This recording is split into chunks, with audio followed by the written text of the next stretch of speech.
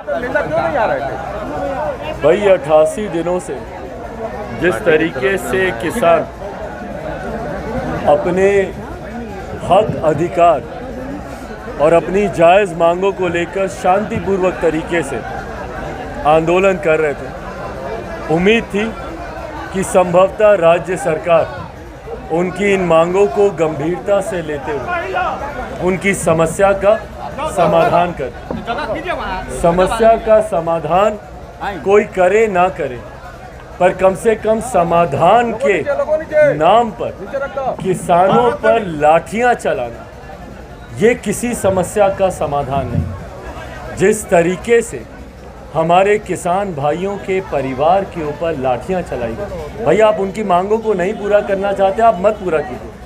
वो शांतिपूर्वक तरीके से आंदोलन कर रहे हैं और हमारे किसान भाई इतने सक्षम हैं कि भाई 85 दिन कर रहे हैं, वो और अगले 85 दिन तक उतनी ही मजबूती से और उतनी ही शिद्दत से वो अपने आंदोलन को जारी रख सकते हैं। पर जिस तरीके से उनके ऊपर और उनके परिवार के ऊपर लाठियां चलाने का काम किया गया, उनके घर में घुसकर महिलाओं को पीटने का काम किया गया, इस घटना की जितनी निंदा की जाए उतनी कम है।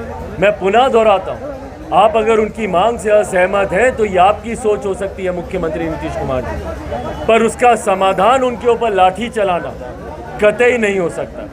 और इस बात की घोर निंदा ना से मैं, ना से मेरी पार्टी, बल्कि पूरा प्रदेश, पूरा देश इस बात की निंदा कर रहा है। और इस बात की उनकी मांग का समर्थन हम लोग ज़रूर करते हैं कि जितनी जायज़ मांगे उनकी है, भाई अगर आज से अगर आपने आज की तारीख में अगर उनकी ज़मीन ली है तो क्यों आज से 10 साल पहले वाले रेट पर उनको मुआवजा मिलेगा? क्यों नहीं उनको तत्काल रेट के हिसाब से उनको मुआवजा दिया जाएगा?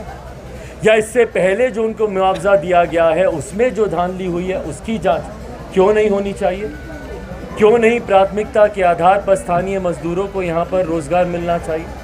क्यों नहीं यहाँ पर जितनी भी उनकी मांगों को लेकर वो लोग यहाँ पर बैठे हैं उनकी मांगों को सुना जाना चाहिए? इन तमाम बातों का समर्थन लोक जनशक्ति पार्टी करती है। आज उसी समर्थन को दिखाने और इस घटना की निंदा करने 24 लोगों पर चिराई की FIR हुआ है, नेम्ड 250 लोगों पर अज्ञात हुआ है। क्या किसान कह रहे हैं कि आखिर हमारे ऊपर जो FIR हुआ उसको सरकार विड्रॉ क्यों नहीं करती? तत्काल प्रभाव से हम लोग भी मांग करते हैं कि उसको विड्रॉ किया जाना चाहिए। भाई अगर आप किसी की समस्या का समाधान नहीं निकाल सकते तो उनकी समस्या को बढ़ाने का भी अधिकार आपको कोई नहीं देता है। आज किसान वैसे ही परेशान है और आज से ही नहीं भैया, धान की खरीदी हो, खाद की कालाबाजारी हो, तमाम विषयों को लेकर वैसे ही बिहार के किसान परेशान चल रहे हैं। आप अगर उनकी परेशानी का समाधान नहीं कर सकते मुख्यमंत्री नीतीश कुमार जी, तो आपको कोई हक नहीं बनता कि आप उनकी समस्या को और बढ़ाएं। जिस तरीके से उनके ऊपर झूठे मुकदमे किए गए, जिस तरीके से फर्जी मुकदमों में उनको फंसाया गया है, भैया किसने नहीं देखी वो तस्वीरें कि किस तरीके से स्थानीय प्रशासन के लोग ज़बरदस्ती आधी रात में घर में घुस के महिलाओं, छोटे छोटे बच्चों को पीटने का काम कर रहे हैं और उल्टा मुकदमा किसान और उनके परिवारों के ऊपर किया जा रहा है। तत्काल प्रभाव से मैं वापस जाकर DGP साहब से भी बातचीत करूंगा लिखित रूप में, हमारे प्रदेश के गृह मंत्री जो कि हमारे मुख्यमंत्री हैं उनसे भी आग्रह करूंगा कि तत्काल प्रभाव से, और स्थानीय DM और SP साहब से तो मैं ज़रूर ये मांग करूंगा कि तत्काल प्रभाव से ये तमाम मुकदमे वापस लिए जाने चाहिए। जिस तरह से भूमि अधिग्रहण की बिहार में केंद्र सरकार की योजनाएं, चाहे NHAI हो या थर्मल पावर हो या अन्य ग्रिड्स की योजनाएं हो, उस पर जिस तरह से भूमि अधिग्रहित किया जाता है और बावजूद इसके भुगतान नहीं किया जा रहा है, आप मानते हैं क्या कि बड़ा घोटाला है ये? बिल्कुल, बहुत बड़ा घोटाला है और ये एक ऐसा घोटाला है जो कि पूरे प्रदेश में हो रहा है। केंद्र सरकार की जितनी योजनाएं हैं उसके लिए जो राज्य सरकार भूमि अधिकृत करके जो सौंपने का काम करती है और उसके बदले में जो राशि आवंटित करने का काम किया जाता है, उसकी अगर जांच पूरे प्रदेश में हो जाए तो ये एक बहुत बड़े घोटाले के तौर पर उजागर होगा। 2012-13 में भी जो भूमि अधिकृत की गई है, जिस भूमि का अधिग्रहण किया गया है, उसकी भी अगर जांच करवाई जाए, ये ना सिर्फ स्थानीय यहाँ के जितने किसान भाई हैं, ना सिर्फ वो कह रहे बल्कि कई ऐसे दस्तावेज भी हैं जो इस बात को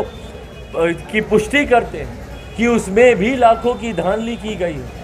इन तमाम बातों की जांच क्यों नहीं होनी चाहिए भैया? क्यों स्थानीय प्रशासन इन तमाम बातों पर खामोश है? अगर किसान अगर इस बात की मांग कर रहे हैं, अगर स्थानीय यहाँ की इस बात की मांग कर रहे हैं, तो इसकी जांच जरूर होनी चाहिए। सर, केंद्र सरकार की योजनाएं संचालित की जाती हैं, भूमि अधिग्रहण में नहीं पैसा दिया जाता है, तो केंद्र सरकार कैसे योजना को संचालित कर रही है?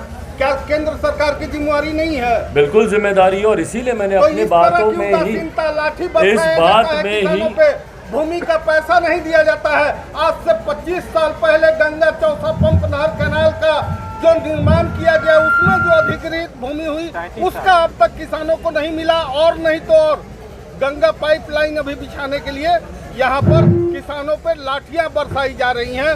लगातार जो किसान पूरा करो सवाल, रुको यार, 65% जिस जमीन पर प्लांट का निर्माण हो चुका है उसमें 30% अभी किसानों को भुगतान मात्र हुआ है। क्या नहीं माना जाए? केंद्र सरकार नहीं करती, बिहार सरकार नहीं करती।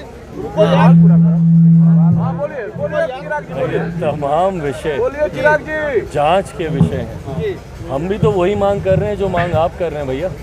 पर ये जांच किसको करनी है? चिराग पासवान को तो नहीं करनी, चिराग पासवान को करनी है। ये जांच भी राज्य सरकार को ही करनी है। और इस बात को मैंने कहा है कि जो धांधली हो रही है, क्योंकि ये केंद्र सरकार की योजना है, इसीलिए मैं प्रधानमंत्री जी के भी समक्ष, केंद्र सरकार के समक्ष भी यहाँ की जो वास्तु स्थिति है, जिसका आज पूरी जानकारी लेकर मैं जा रहा हूँ, ये वास्तु स्थिति मैं केंद्र सरकार और प्रधानमंत्री जी के भी समक्ष रखूँगा, और राज्य सरकार से इसकी जांच की मांग हम लोग जरूर करेंगे। हर समस्या की जड़ में हो, उनसे किसी तरीके की समाधान की अब उम्मीद भी रखना बिहार और बिहारियों ने छोड़ दिया।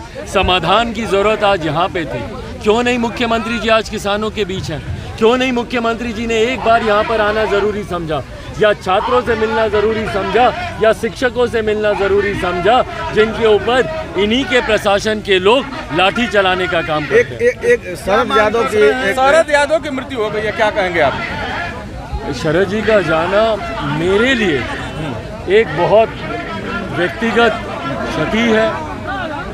आज उनके जाने पर मैं वैसा ही महसूस कर रहा हूँ जैसा मैंने अपने पिता को खोने पर महसूस किया था। मेरी उनके साथ शायद ही कोई राजनीतिक यादें हैं, क्योंकि हमारे संबंध ही कभी वैसे नहीं थे। मेरी उनके साथ बचपन की तमाम वो यादें हैं जब एक बच्चे के तौर पर मैं उनकी गोद में खेलता था, मैं, मेरी बहन, उनके बच्चे। वो जो पारिवारिक संबंध है, आज उनका जाना एक बहुत बड़ी क्षति है, जिसको कभी उम्र भर कभी कोई दूसरा नहीं भर सकता। मैं अपनी तरफ से, अपने परिवार की तरफ से उनको भावभीनी श्रद्धांजलि अर्पित करता हूँ।